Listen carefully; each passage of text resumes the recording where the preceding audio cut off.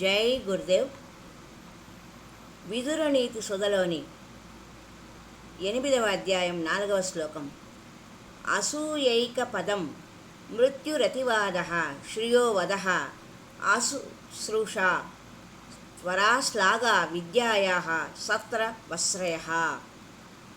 అసూయైక పదం మృత్యురతివాద శ్రియో వద ఆశుశ్రూషా త్వరాశ్లాఘా విద్యాయాః సత్ర వశ్రయ.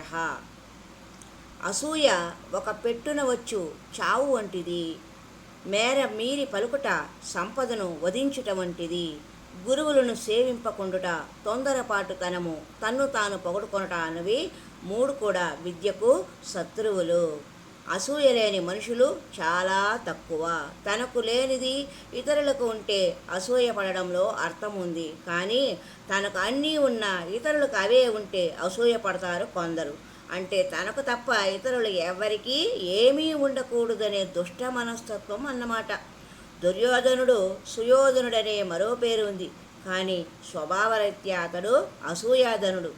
ఎవరి ఆధిక్యతను చూడలేడు, చూసి ఓర్వలేడు, దుఃఖితుడవుతాడు. తనకున్న ఆధిక్యుల్ని అంతం చేయాలనే దుర్మార్గపు ధోరణి కలవాడు. కనుకనే బాల్యం నుండి తన సమవుజ్జి అయిన భీముణ్ణి తుదముట్టించడానికి చెయ్యని ప్రయత్నం లేదు. కానీ పాండవులు ధర్మబద్ధులు, నీతి నియమాలను పాటిస్తూ పరమాత్మ ఆదేశాలకు అనుగుణంగా నడుచుకుంటున్నవారు. అందువల్ల వారికి దైవరక్షణ ఛత్రంలా ఎలవేళ కాపాడుతూ ఉండేది. పాండవులను సమూలంగా తుడిచివేయడానికి పన్నిన పన్నాగాలేవి పన్నగసయుడైన పరమాత్మ సాగనీయలేదు. చాలామంది గ్రహించిన విషయము ఒకటి ఉంది. కౌరవుల నాశనానికి శకుని ప్రధాన కారణం. అహంకారంతో తన కుటుంబాన్ని చెరసాలలో పెట్టి అంతం చేసిన దుర్యోధనుడి నాశనానికి శకుని అతడి చేత తీయని విషాన్ని కొద్ది కొద్దిగా తాగిస్తూ చివరకు కథ ముగించేశాడు. మహాభారతంలోని కీలక పాత్రలు కృష్ణుడు, శకునిగా మనం అర్థం చేసుకోవాలి. కృష్ణుని పాత్ర తెలుస్తూనే ఉంది, శకుని పాత్ర ఏమాత్రం అర్థం కాదు. చివరిదాకా కౌరవ హితుడిగా, పాండవ ద్వేషిగానే కనిపిస్తాడు. పాండవుల శక్తి సామర్థ్యాలు, వారికి గల దైవబలం గురించి శకునికి తెలిసినంతగా ఇతరులకు తెలియదు. దుర్యోధనుడి చేత దుర్మార్గపు పనులు చేయించి పాండవుల్ని ఎంత రెచ్చగొట్టాలో అంత రెచ్చగొట్టాడు.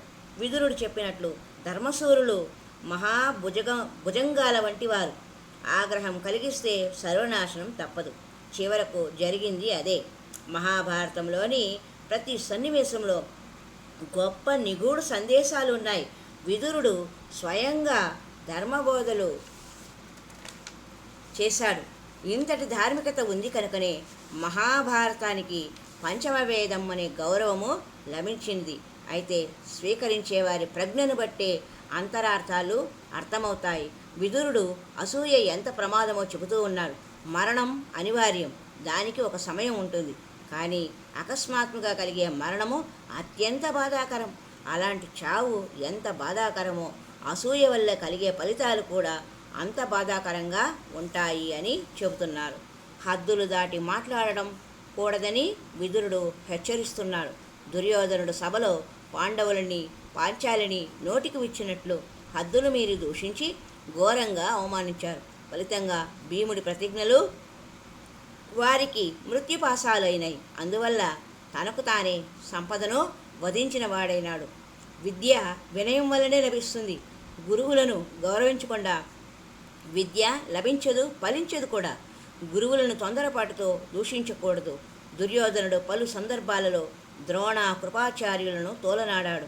పాండవ పక్షపాతులని నిందించాడు. అందువల్ల గురు హృదయ క్షోభ అతడి ఆయువును తగ్గించి వేసింది.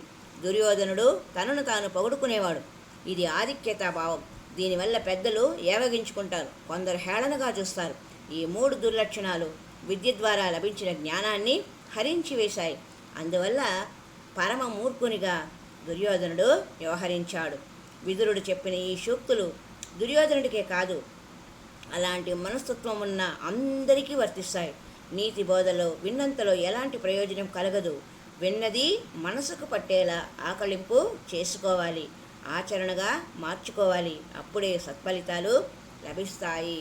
అసూయ అనేది మనిషిని నిలువెల్లా దహించే అగ్ని లాంటిది, అది మానవులకు తగదు, వారి పతనానికి దారితీస్తుందనే విషయాన్ని విదురుల వారు మహాభారతంలో దుర్యోధనుని పాత్ర ద్వారా ఎంతో రసవత్తరంగా తెలిపిన అంశం. హరి ఓం తత్సత్.